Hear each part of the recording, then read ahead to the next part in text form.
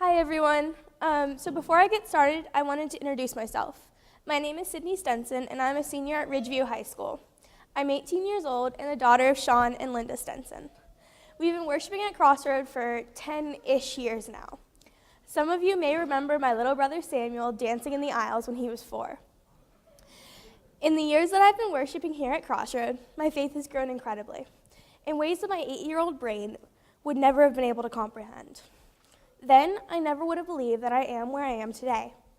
I never would have thought that I'd have such a tight relationship with Jesus. I'd never believed that I'd have the most amazing first job at a Christian counseling center. And I never believed that I'd have built such a strong faith community around myself. I guess you can say I didn't have a lot of faith in future me back then. Throughout my time here, I've been to Sunday school every Sunday I could. And as soon as I was in high school, I became an active member of the youth group. I've been in Christmas plays, my favorite role being the teddy bear in that one Christmas toy play we did.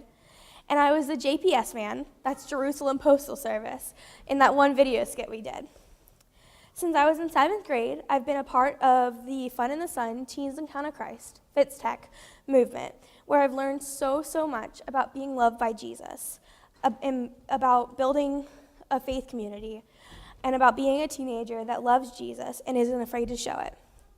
Through tech, I've led a weekend and been a member of council, which, let me tell you, has been the most amazing experience.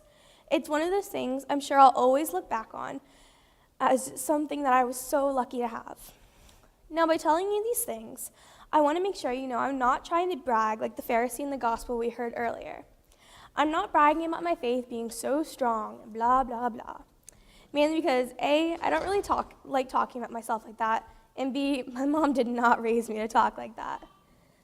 I tell you all this because I want you to see how easily it is for me, or others like me, to fall into the role of the Pharisee.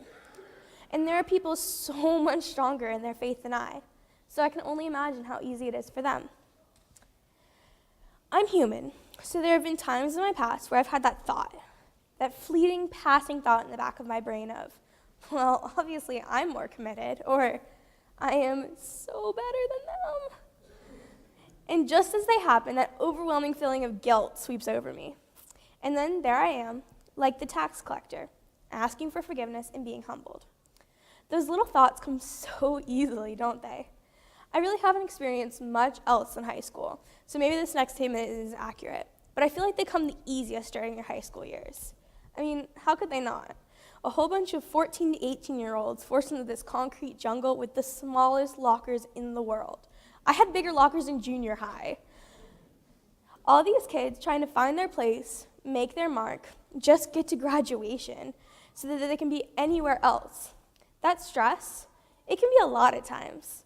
And I think that those feelings of stress and worry can really increase those little thoughts in the back of your brain. How could they not?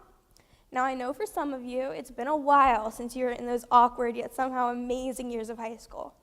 But try to remember those years of awkwardly trying to fit in or be that one really cool person's friend or make that great grade.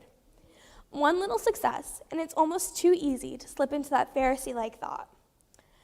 It took me a while to work myself out of that habit, to ask for forgiveness, and to realize that I needed a strong dose of humility. And so I worked on it. And while I still had lapses, hey, I'm human, I know to be more like the tax collector. And maybe it took me 4 years to figure that one out. Oops. But I'm here now, at another step in my faith journey. And I hope that in another 4 years, I'll be somewhere else further along. I like to think that I have a lot more faith in future Sydney than 8-year-old me did. And I hope that with the big hopes and dreams that I have for my future, I'll keep the humility that I've built. And also that my humility becomes a lot better, because I'm big enough to say that it's not that great now. Oops. So here's what I'm saying. Be humble.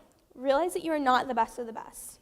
Yes, there may be people not as far along on their faith journey as you, but that doesn't mean you need to be like the Pharisee. In fact, please don't be like him. He's kind of a loser. Admit that you're wrong and ask God for forgiveness. Be humble. Before I wrap up, I wanted to say thank you. Thank you to each and every one of you. Because of you, I'm where I am today. Because of your support of our youth, of the kids sitting behind you, and of the littler ones scattered throughout the sanctuary, a strong, amazing faith is being built. and that's pretty fantastic. Believe me, I've just spent 4 years in high school. That's amazing. So give yourself a pat on the back because you're doing great. Please continue to support the youth. Keep participating in the golf tournament.